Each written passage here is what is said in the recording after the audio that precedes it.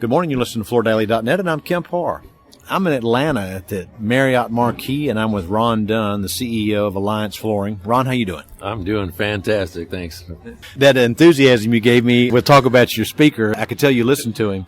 Let's real quick set the stage. This meeting you're having in Atlanta is your 20th anniversary meeting, so it's been 20 years since you and Jon Logue started this organization, right? It has been. It's, in some ways that's very hard to believe because it has gone by quickly, but hey, we're grateful. I think we're still very encouraged and inspired. Every time we get around our members, that happens. So I think the foundation's set for a great next 5-10 years to come. Now, both of y'all, I guess you met because you're both ex-Mohawk executives, right? Yeah, correct. I was actually out in the field. John came in as Senior VP of Marketing, and he brought me in for sales, and we grew a great friendship there as mills were consolidating. Of course, Mohawk was acquiring, and we were on a team doing that. So we grew a great friendship through that. All right, now you have two brands. You have the Carpet Plus Colortile, and then you have the Carpetland. How do you differentiate those two brands? Well, Carpets Plus is, of course, full service is a division that we're growing. Carpetland was acquired in 2002. It was started by Rick Meyer well over 60 years ago. The typical Carpetland store is smaller town, big store.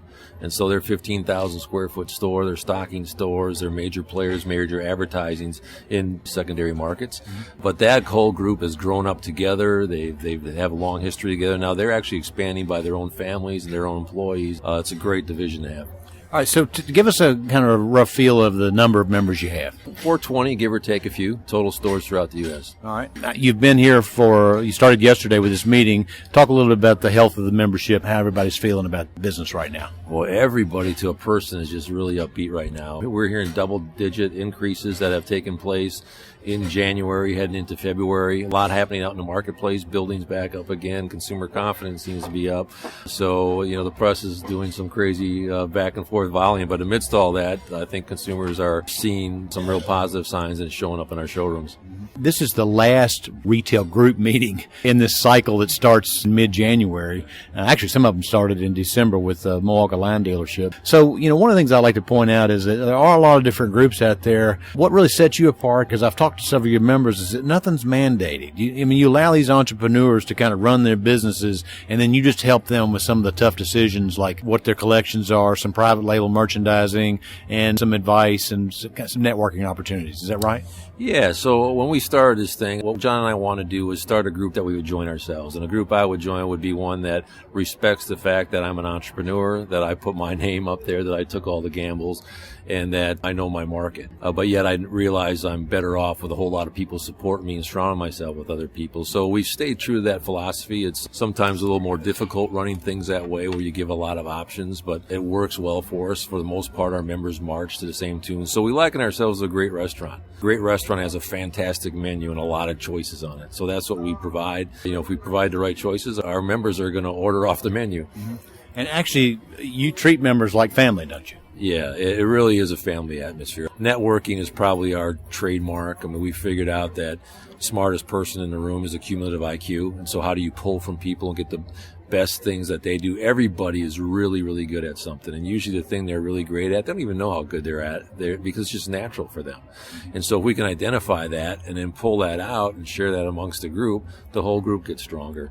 And, from that, when you have someone that has helped you in a big way, that's helped you with your business, that helps you with the next step, when you see them, it's not just a handshake, it's a hug because they really made a difference in your life. And so, that creates kind of this family feel. And I believe our members really do see each other as an extension of their own family, as people who care for each other. All right, let's go to that greeting we had at the beginning of this interview. Your speaker today, a guy named Steve Attenborough, a fantastic speaker, and his whole talk was about having the right attitude, right? Yeah, Steve's got an interesting story, and his whole life story is one that with the right attitude, you can do just about anything. Here's a guy who was born in Nigeria, to very humble beginnings, to now, running Europe for McDonald's and a third of our country, and then going with Domino's globally and nationally, and just has had great accomplishments, but yet a very humble guy that never forgot where he came from. And his whole thing is that, hey, people are going to remember may or may not remember our words, but they're always going to feel our attitude. Mm-hmm. And attitude can make such a big difference in life. So as leaders, we have to be aware of that. Yeah.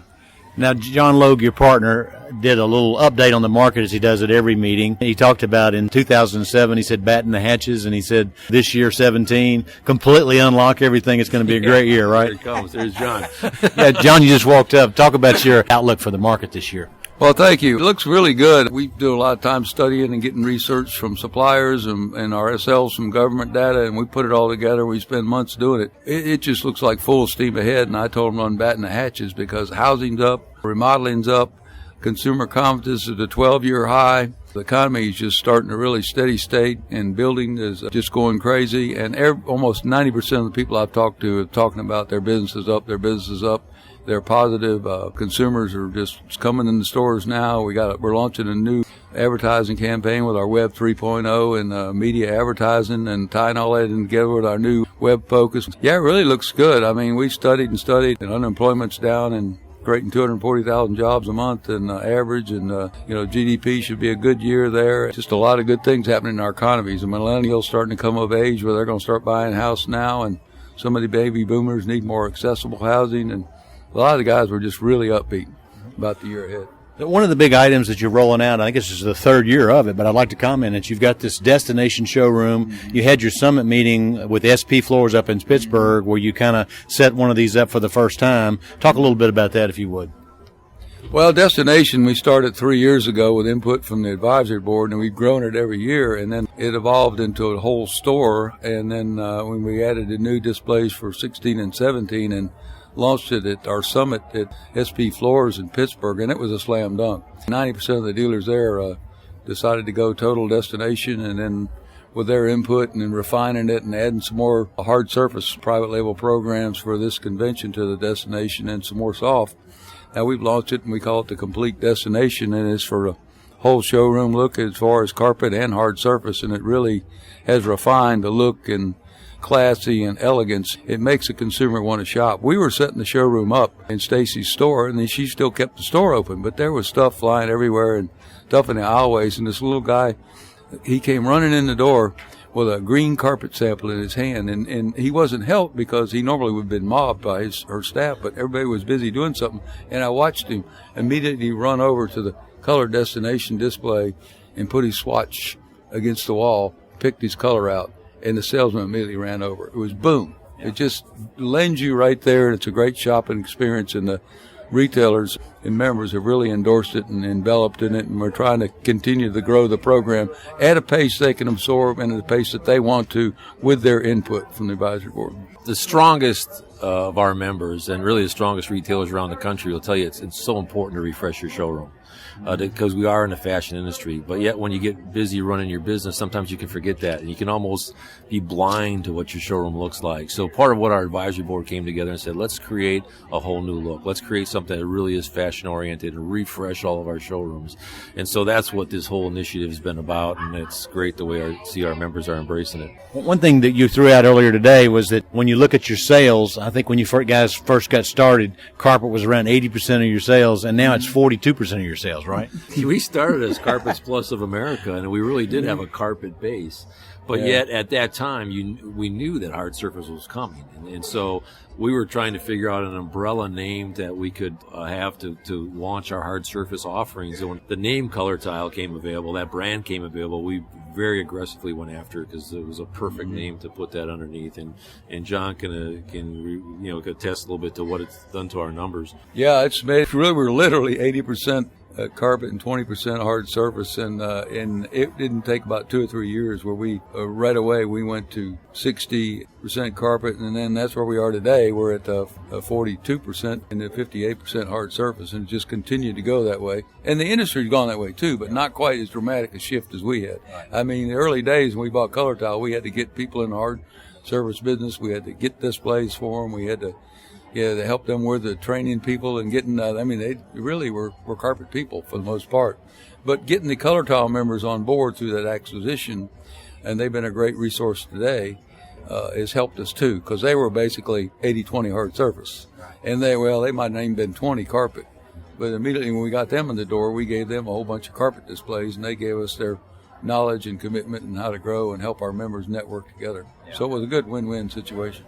Well, it looks like you're having a great meeting and everybody's feeling good. I've talked to several people during lunch today, and members feeling good about coming here and being part of the group. While I have you, there's one quick question I want to ask you. You know, we've seen recently this news at the home centers that they're doing this crazy free install thing again, and we're hearing from some of the major suppliers that's maybe 12-13% uptick in volume. How are your members reacting to that? You know, of course, nothing's free, but it works. If it didn't work, they weren't doing it. And so our members are reacting in a number of different ways. They try to educate customers and say, before you sign, look at the very bottom line and really compare apples to apples. Some of our stores are hitting them head on with the same type of thing, and you know, kind of fighting fire with fire a little bit, I guess. But education, I think, is the biggest thing that they're trying to do, is educate customers. But if they don't have a chance to get them in their store, they can't educate them. Mm-hmm. So that's where the problem is. That's where the challenge is. It is interesting that the consumer, around 50%, when they first start getting into the thought process of buying flooring, they know that these home centers are open late, and they go over there and kick tires before they actually go to the people that can really help them, don't they? Yeah, I think that's part of it. That's why it's so important for store owners today to have an active website, so that when somebody Googles flooring, they're coming up. They're coming out on smartphones, and knowing how to market not only to millennials, but to everybody of every age group today. Investing in that, being cutting edge in that, is so important to drive traffic in the stores. All right, guys, good to talk to you again. Been talking to the two principals who started Alliance Flooring. We're talking to Ron Dunn and Jon Logue, and you've been listening to Kemp Harr and FloorDaily.net.